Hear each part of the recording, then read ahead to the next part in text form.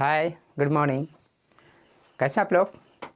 Fine, okay. तो आज मैं आप लोगों को बताने जा रहा हूँ क्लास 10 का चैप्टर 5 जो है द 100 ड्रेसेस, 100 ड्रेस, है ना, बाय अलेक्जेंडर बसोर एस्टर, एक अमेरिकी राइटर है।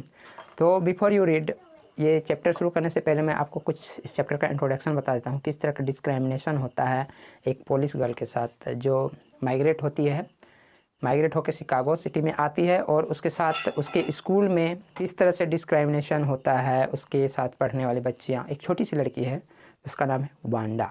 क्या नाम है? वांडा। हाँ, तो आपको मैं बता देता हूँ कि उसके साथ किस तरह से डिस्क्रिमिनेशन होता है, भेदभाव होता है। उसके नाम को लेकर किस तरह से उसका मजाक किया जाता है, उसके बाद फिर उसके ड्रेस को लेकर किस तरह से उसका मजाक किया जाता है, और अंत में उसको क्या करना पड़ता है, वो टाउन छोड़ के जाना पड़ता है अपने माँ बाप के साथ, क्योंकि ये बात उसके माँ बाप को भी हजम नहीं हो पाता है कि उसके बच्चे के साथ कोई उसके नाम को लेके, उसके रेस को लेके क्या करता है, भेदभाव करता है। तो आइए चलते हैं हम लोग चैप्टर में। आप अपना बुक खोल लीजिए और पेज नंबर 63 निकाल लीजिए। अभी हम आपको चैप्टर में ले चलते हैं। तो हाउ डू वी जज द पीपुल अराउंड अस, हम अपने आसपास के लोगों को कैसे जज करते हैं, कैसे उसके बारे में तय करते हैं कि वो उसका क्या स्टेटस है, उसकी स्टेटस क्या है। Bye their money, wealth and position, किसी को हम कैसे उसके स्टेटस को तय करते हैं। तो यहाँ पे है, और is there something of more enduring value to look for an a person, या कोई और तरीका है किसी व्यक्ति को उसको पहचानने का, उसके स्टेटस को जानने का, है ना। तो यही सब बातें। This story is a sensitive account of how a poor young girl is जज बाय हर क्लासमेट। ये एक बहुत ही सेंसिटिव स्टोरी है कि एक गरीब छोटी बच्ची को किस तरह से पहचाना जाता है उसके ड्रेस से। वांडा पेट्रांस्की उसका नाम है, उस बच्ची का नाम है, जो कहाँ से आके माइग्रेट होके आई है शिकागो में। कहाँ से? वो किसी दूसरे देश से, या तो हॉलैंड से या किसी दूसरे देश से आई है, पुर्तगाल से या फिर पोलैंड से, ऐसे किसी कंट्री से आके शिकागो में बसे हुए हैं। उसका परिवार, उसके माता पिता, उसका भाई और वो 4 लोग बसे हुए हैं। तो उनके साथ किस तरह से भेदभाव करते हैं दूसरे बच्चे, तो वो मैं आज आपको बताने जा रहा हूँ। Wanda Petronski is a young Polish girl who goes to school with other American children. ये अमेरिका में आके बस गए हैं और अमेरिकन चिल्ड्रन के साथ स्कूल में जाते हैं। ये कहाँ रहते हैं? इनका एक सोसाइटी होता है बुगिन साइट्स, जहाँ पे ये लोग रहते हैं। और वो सोसाइटी क्या है? मडी है, कीचड़ भरा है। तो वहाँ से वो स्कूल आती है, तो उसके जूते में भी मड लगा रहता है, कीचड़ लगा रहता है, या धूल लगा रहता है, उसके बालों में भी धूल लगा रहता है। गरीब बच्ची है तो स्वाभाविक है कि उतना साफ़ सुथरा तो नहीं रह पाएगी, है ना। तो आप लोग भी देखते होंगे, आपके साथ भी बहुत सारे ऐसे बच्चे पढ़ते होंगे जो गरीब घर से हैं, या फिर जिनका नाम आपको कुछ मजाक टाइप का लगता होगा। तो उससे मजाक नहीं बनाना चाहिए। उस तरह की मजाक बनाने से क्या होता है, बच्चों के दिल दिमाग पे उसका सीधा असर होता है, और यहाँ तक कि वो स्कूल छोड़ देता है बहुत। तो फिर आपको दिखाते हैं हम क्या होता है वहाँ पे अमेरिका में। This other children see Wanda as different in many ways. ये जो अमेरिकन बच्चे हैं वो वांडा पेट्रांस्की को बहुत तरीके से अपने आप से अलग देखते हैं। क्यों? कि वो दूसरे रेस से आए हुए, दूसरे कंट्री से आए हुए, उनका रहन सहन जो है वो भी थोड़ा पुअर है ना। Can you guess how they treat her, क्या आप इसका अंदाज़ा लगा सकते हैं कि वो जो अमेरिकन बच्चे हैं वो उसके साथ कैसे व्यवहार करते हैं? तो आप लोग बेहतर जानते हैं, क्योंकि आप लोग भी उसी तरह से व्यवहार करते हैं जो आपके साथ दूसरे बच्चे पढ़ते हैं उनके साथ, जो आपसे स्टेटस में इकोनॉमिकली बैकवर्ड हो, या फिर उसे किसी कास्ट से बिलोंग करता हो, जो या फिर उसका चेहरा कुछ ऐसा भद्दा हो, या बाल ऐसे भद्दे हो, या उसका ड्रेस ऐसा रहता हो, तो आप उसके साथ ज़रूर ऐसे ही फ़न बनाते होंगे, उसका मजाक करते होंगे, है ना। तो यही इस कहानी में भी है। तो अभी इसके बारे में एक बॉक्स में इन्फॉर्मेशन दिया है, पोलिश अमेरिकन कम्युनिटी जो होता है ना, जो अमेरिका में माइग्रेट करके आए हुए लोग हैं उनके बारे में दिया गया है। तो ये भी मैं आपको बता देता हूँ। The first Polish immigrant arrive in America in 1608, 1608 ईस्वी में पहली पोलिश कम्युनिटी यहाँ पे आई अमेरिका में। But the largest wave of Polish immigration occurred in the early 20th century, लेकिन सबसे बड़ी जो पोलिश माइग्रेशन होके जो शिकागो या उसके आसपास के शहरों में बसा, वो 19वीं नहीं 20वीं शताब्दी की बात है। When more than 1 million police migrate to the United States, जब 1 मिलियन से भी ज़्यादा पोलिस लोग यहाँ यूनाइटेड स्टेट ऑफ अमेरिका में आके बसे, और वहाँ की राजधानी कहाँ है? Washington DC. याद रखिएगा, ये आपको कभी पूछा जा सकता है, नहीं भी पूछा जाएगा तो अपनी जानकारी के लिए याद रखना जरूरी होता है ना।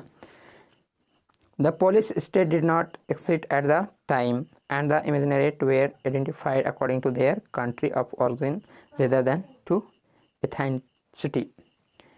इस तरह से पुलिस लोगों को उसके ऑर्गन ऑफ कंट्री, जिस देश से वो आए उसी देश के अनुसार उसको पहचाना जाता है। They were identified as Russian Poles, German Poles and Austrian Poles. इन लोगों को जर्मन पोल्स, रशियन पोल्स या ऑस्ट्रियन पोल्स के रूप में जाना जाता है। One of the most notable Polish American communities is in Chicago and its सबअर्ब्स।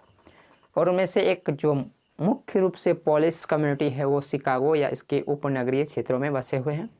Suburb means यहाँ पे उपनगरीय क्षेत्र। So Chicago is sometime called the second largest Polish city in the world. इसलिए शिकागो को कभी कभी विश्व का दूसरा सबसे बड़ा पुलिस कम्युनिटी का सिटी कहा जाता है। Next only to Warsaw the capital of Poland. और दूसरा कौन सा है? पोलैंड की राजधानी वार्सो।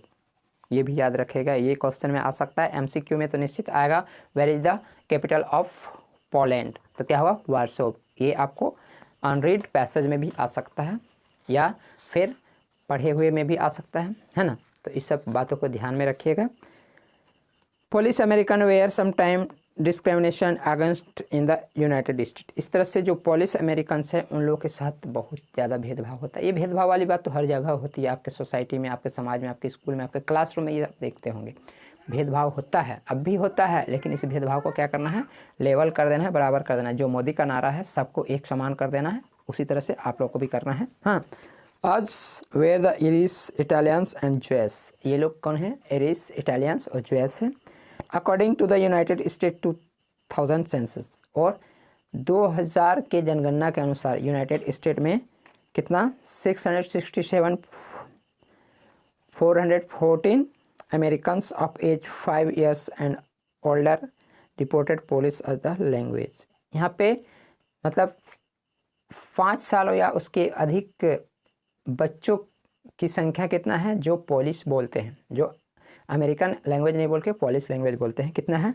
667,444, which is about 1.4% of the people who speak language other than English। ये वहाँ पे इंग्लिश बोलने वालों के अलावा 1.4% है। और 0.25% ऑफ द यूएस पॉपुलेशन। और ये टोटल यूएस पॉपुलेशन जो है, जो यूएस की टोटल जनसंख्या उसका 0.25% है। ओके, उसके बाद हम आपको कहानी का थोड़ा सा संक्षेप बता देते हैं। हाँ, तो ये कहानी क्या है? एक स्कूल की है और उसके रूम नंबर 13 की है। रूम नंबर 13 में 3 लड़कियां बैठती है और कुछ लड़के बैठते हैं। 3 लड़कियां कौन कौन सी है? एक वांडा पेट्रॉन्स की है, एक मैडी है और एक पैगी है। तीनों दोस्त भी है, लेकिन मैडी और पैगी जो है ये वांडा पेट्रॉन्स की बहुत ज़्यादा मजाक उड़ाते हैं, है ना। क्यों मजाक उड़ाते हैं? क्योंकि वो पॉलिश गर्ल है, वो अलग कम्युनिटी से आती है और एक बुगिन हाइट से आती है जहाँ पे डस्ट और मड बहुत ज़्यादा होता है। वहाँ से आने में इसके पैरों में बहुत ज़्यादा मड और डस्ट रहता है, इसके बालों में भी डस्ट रहता है।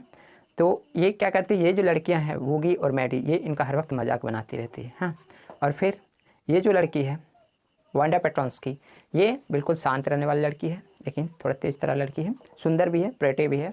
और क्या करती है ये वूगी ने, पेगी और मैडी क्या करता है? इसका बहुत मजाक बनाती है। जब भी ये क्लास में आती है तो ये लड़कियां उनको पूछती है, how many dresses had you? तुम्हारे पास कितने ड्रेस हैं? तो ये जो वांडा पेट्रॉन्स की है वो क्या जवाब देती है? 100, 100। And how many pairs of shoes have you? और फिर क्या पूछती है? तुम्हारे पास कितने जूते हैं? तो ये लड़की क्या जवाब देती है? 60 पेयर्स, 60 जोड़े। सुना है आपने किसी के पास 60 जोड़े जूते होंगे? आप लोगों के पास है क्या? 60 भी जूते हों तो काफ़ी होंगे, 30 जोड़े। इसके पास 60 जोड़े हैं। लेकिन इन्होंने ऐसा क्यों जवाब दिया? क्योंकि इसका जो इसने 100 ड्रेसेस को ड्रॉ करके रखा था और उसको लाइन से टाई अप करके रखा था अपने क्लोसेट कहते हैं उसको। क्लोसेट मतलब हैंगर या कुछ भी हो, उसे दीवार में चिपका के रखी थी वो। और क्या था वो? इसका ड्राइंग था। एक्चुअली इसका ड्रेस नहीं था, वो ड्राइंग था। फिर ये लड़कियां पूछती है, कौन? पैगी और मैडी पूछती है, क्या वो वेलवेट और सिल्क है? तो ये बोलते हैं yes they are velvet and silk too. और जूतों का कलर भी अलग अलग बताती है ये। हाँ, तो ये क्या होता है, इनके बारे में बहुत ज़्यादा मजाक उड़ाते हैं वो बच्चे हैं। और लास्ट में क्या करना पड़ता है, इनके फादर और मदर को, जो वांडा पेट्रॉन्स के इनके फादर और मदर को वो शिकागो सिटी को छोड़ के जाना पड़ता है, क्योंकि यहाँ पे इसके साथ जो डिस्क्रिमिनेशन होता है, जो भेदभाव होता है, वो उसको सह नहीं पाते हैं। और फिर वो लोग क्या करते हैं, दूसरी जगह जाके जो स्कूल की टीचर होती है मिस मैसन, हाँ, उसको एक लेटर लिखते हैं। तो ये एक सप्ताह की बात है, मंडे से शुरू होकर सैटरडे तक किया जाता है पूरा ये कहानी। हाँ, उसके बाद सैटरडे के बाद ये बच्ची जो होता है वो स्कूल ऑफ कर देती है, स्कूल आना छोड़ देती है, कौन, वांडा पेट्रॉन्स की। हाँ, और फिर वो स्कूल से गायब हो जाती है। तो फिर उसकी कमी, उसकी मिसिंग को सभी महसूस करते हैं। उसकी टीचर मिस मैसन महसूस करती है, उसकी दोस्त लोग मैसन कौन है, पैगी और मैडी, वो दोनों भी उसको मिस करती है। और लास्ट में ये लोग अपने आप को एक्सक्यूज़ करती है, अपने आप को दोषी मानते हैं कि हम लोग की वजह से उसको स्कूल छोड़ के जाना पड़ा। तो ऐसा आप लोगों को नहीं करना है, किसी बच्चे का मजाक नहीं बनाना है स्कूल में सबके साथ मिलजुल के पढ़ना है, लिखना है। ओके, बाय एंड फिर से हम लोग मिलते हैं अगले वीडियो में। तो हमारे चैनल मेगा इंग्लिश क्लासेस को आप सब्सक्राइब कर लीजिए और बेल आइकन को दबा दीजिए, ताकि हमारा प्रत्येक वीडियो आप तक सबसे पहले पहुँचे। Okay, bye.